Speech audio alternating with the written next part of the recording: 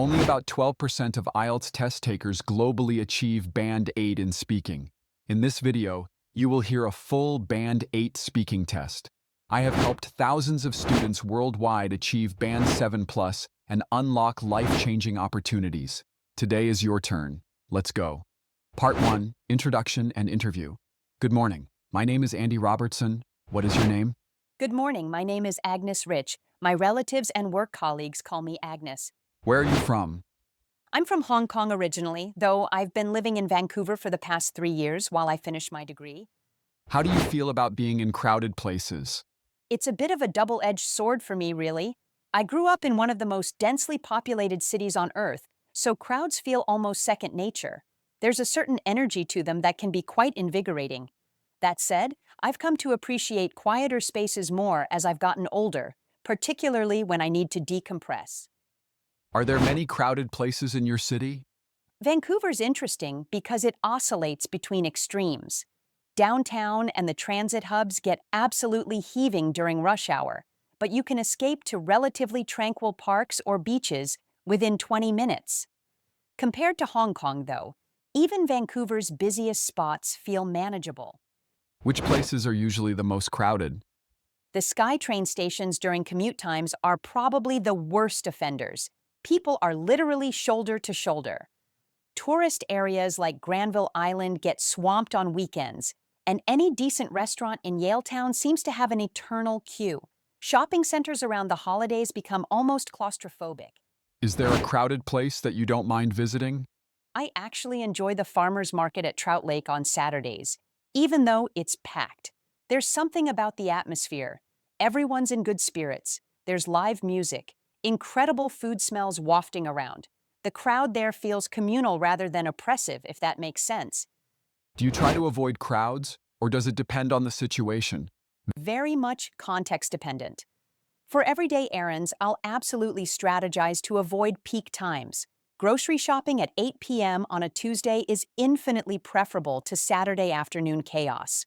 But for concerts or festivals, the crowd is part of the appeal. I suppose it comes down to whether the crowd enhances or detracts from what I'm trying to do. Has your city become more or less crowded in recent years? Noticeably more congested, particularly with the influx of tech workers and international students. Housing density has increased dramatically, and the infrastructure hasn't quite kept pace. What used to be a 15-minute drive now routinely takes 40. There's an ongoing debate about whether this growth is sustainable or if we're reaching saturation. Part 2, Cue Card. Now I am going to give you a topic. You will have to talk about the topic for 1 to 2 minutes. You have 1 minute to think about what you're going to say. You can make some notes to help you if you wish. Here is your cue card. Describe a folktale that is popular in your country. You should say where or how you first heard it, what the folktale is about, who the main characters are, and explain why this folktale is memorable or important to you. 1 minute for preparation has passed. Please begin when you are ready. I'd like to talk about The Butterfly Lovers, which is essentially China's answer to Romeo and Juliet, a tragic romance that's been retold for over a millennium and still resonates deeply today. I first encountered this story through my grandmother when I was perhaps 7 or 8. She'd tell it to me during summer visits to her apartment in Kowloon, usually while we were folding dumplings together. The way she narrated it, with all the dramatic pauses and voice changes for different characters, made it absolutely captivating. The story centers on Zhu Yingtai, a young woman from a wealthy family who disguises herself as a man to pursue education, which was forbidden for women during the Eastern Jin dynasty. At school, she meets Liang Shanbo, and they become inseparable companions. He's completely oblivious to her true identity, despite spending 3 years studying together. Eventually, when she returns home and he discovers the truth, he realizes he's fallen in love with her, but her family has already arranged her marriage to a wealthy merchant. The tragedy unfolds when Liang dies of a broken heart before the wedding. As Zhu's bridal procession passes his grave, she insists on stopping to pay respects. According to the legend, a sudden storm erupts, the tomb splits open, and she throws herself inside. When the storm clears, 2 butterflies emerge and fly away together. symbolizing their eternal union in death. What makes this folk tale particularly meaningful to me is how it's evolved beyond just a love story. My grandmother used it to subtly discuss gender inequality and the price of societal constraints. Zhu Yingtai wasn't just a romantic heroine, she was someone who challenged convention to pursue knowledge, which feels remarkably relevant even now. There's also something about the butterfly metamorphosis that's deeply poetic. This idea that transformation and freedom come even through tragedy. The story suggests that true connection transcends physical limitations and social barriers. I find myself thinking about it whenever I encounter rigid social expectations or witness people sacrificing authenticity for conformity. It's a reminder that these struggles aren't new, but also that resistance to unjust systems has always existed. The fact that this narrative has survived for centuries suggests there's something universal in its themes that continues speaking to people across generations and cultures. Part 3. Discussion. Abstract topics. Why do you think children enjoy listening to stories? Stories provide a safe framework for children to explore complex emotions and situations beyond their immediate experience. There's also the fundamental human craving for narrative structure. We're essentially pattern-seeking creatures, and stories satisfy that by creating cause and effect sequences. Plus, the intimacy of storytelling, particularly from a parent or grandparent, creates emotional security that children find deeply comforting. What kinds of stories are most popular with children? Tales with clear moral structures tend to resonate, the archetypal hero's journey where good ultimately triumphs. Children are still forming their understanding of justice and fairness, so stories that reinforce these concepts feel satisfying. That said, there's growing appreciation for more nuanced narratives that acknowledge moral ambiguity. Fantasy elements remain perennially popular because they allow unlimited imaginative possibilities while often addressing real anxieties metaphorically. Do you think stories play an important role in a child's development? Absolutely crucial. Beyond literacy development, stories are vehicles for cultural transmission and emotional intelligence. Children develop empathy by imaginatively inhabiting different perspectives through characters. Stories also provide frameworks for processing difficult experiences. A tale about facing fears or handling loss gives children language and concepts for their own struggles. Cognitively, following narrative arcs builds executive function skills like memory and sequential thinking.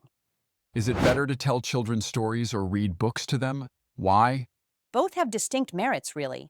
Oral storytelling allows for spontaneous adaptation to the child's reactions and creates direct eye contact, which strengthens emotional connection. The storyteller can modulate pacing and emphasis in response to engagement levels. Reading, conversely, introduces children to written language conventions and often features richer vocabulary and more complex sentence structures than extemporaneous speech. Ideally, children benefit from both: stories for intimacy and improvisation, books for linguistic sophistication and illustration appreciation. Do you think adults can also learn something from folktales? Why or why not? Folktales endure precisely because they address perennial human dilemmas that don't diminish with age. What changes is our interpretive lens. A tale heard in childhood about courage might resonate differently when you're facing a career transition or personal crisis. These stories often contain layered meanings that reveal themselves progressively. The psychological depth in something like Bluebeard or Baba Yaga becomes apparent only with life experience. Additionally, folk tales preserve alternative wisdom that can challenge contemporary assumptions, offering perspectives that mainstream culture might have abandoned, but which remain valuable. Carefully listen to the detailed feedback and analysis. This response demonstrates the hallmarks of Band 8.0 performance: completely natural, effortless delivery with sophisticated language use, rare errors, and the ability to discuss topics with depth and originality while maintaining conversational spontaneity. First, let's look at fluency and coherence. The speaker exhibits the effortless fluency characteristic of Band 8, with speech flowing naturally without strain or apparent effort. Unlike Band 7.5, where sophistication is evident but occasionally deliberate. This speaker's complex language emerges organically as if thinking aloud in their native tongue. Part 1 responses demonstrate exceptional coherence through natural topic development. When discussing crowded places, the speaker doesn't simply answer, but contextualizes responses within personal experience. It's a bit of a double-edged sword, immediately signals nuanced thinking, followed by explanation grounded in biographical detail. The connection between growing up in Hong Kong and current feelings about crowds creates narrative cohesion across multiple questions.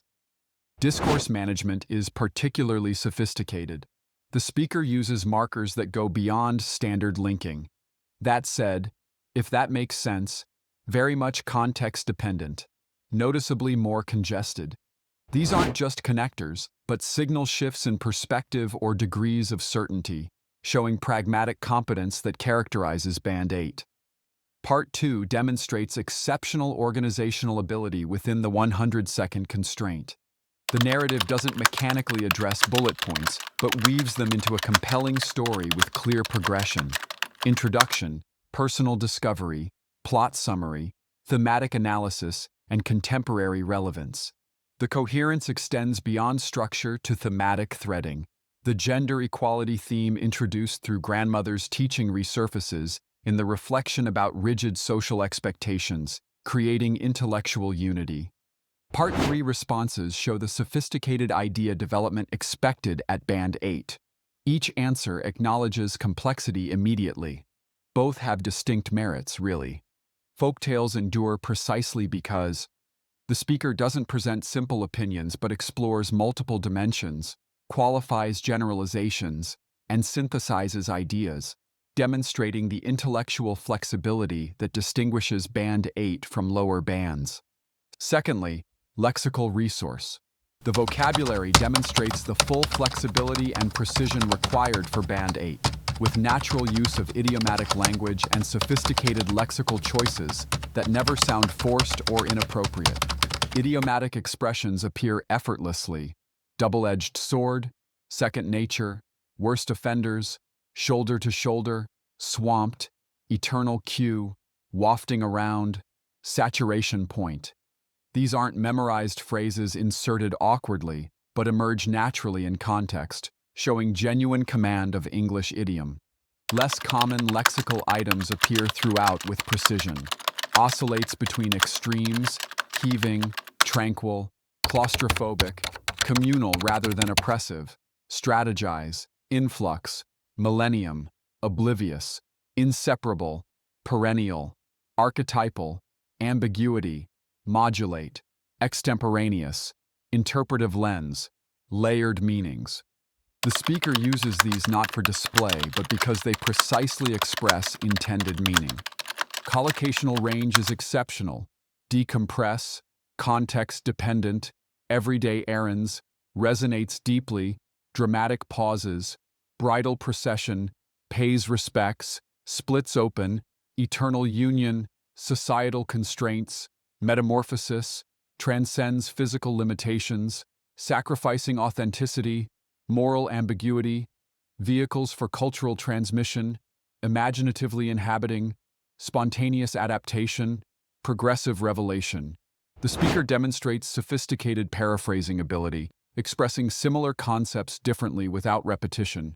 Crowded becomes densely populated, heaving, packed, swamped, congested.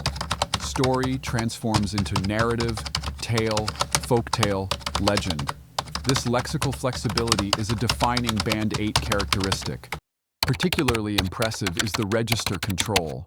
The speaker shifts naturally between conversational informality in Part 1, it's a bit of absolutely heaving, if that makes sense, and academic sophistication in Part 3, vehicles for cultural transmission, executive function skills, perennial human dilemmas, without sounding inconsistent or affected.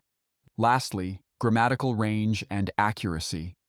The speaker demonstrates full control of grammatical structures with consistent accuracy and flexibility that characterizes Band 8 performance. Complex sentence structures appear throughout with multiple embedded clauses handled effortlessly. There's something about the atmosphere. Everyone's in good spirits. There's live music, incredible food smells wafting around. This sentence uses an existential construction, compound clauses with ellipsis, and a participial phrase, all grammatically accurate and natural. Tense usage is sophisticated and varied.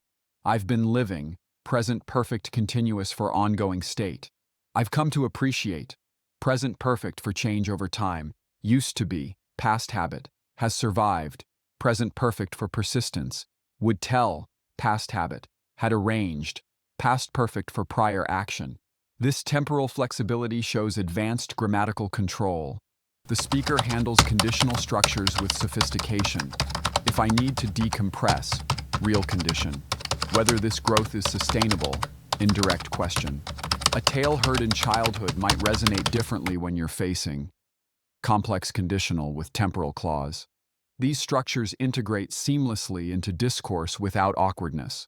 Participle clauses, relative clauses, and nominalization appear naturally, containing layered meanings that reveal themselves progressively, allowing unlimited imaginative possibilities while often addressing real anxieties metaphorically. The intimacy of storytelling. These aren't isolated examples but represent consistent grammatical sophistication. Cleft structures and fronting for emphasis demonstrate advanced discourse control. What changes is our interpretive lens. What makes this folktale particularly meaningful? What used to be a 15-minute drive? These show the speaker's ability to manipulate sentence structure for rhetorical effect. Errors are virtually absent. Any slips would be extremely rare and wouldn't impede communication or suggest systematic weakness, the defining characteristic of Band 8 accuracy. Subscribe to the channel so you do not miss 2 videos I publish weekly. All the best in your preparation.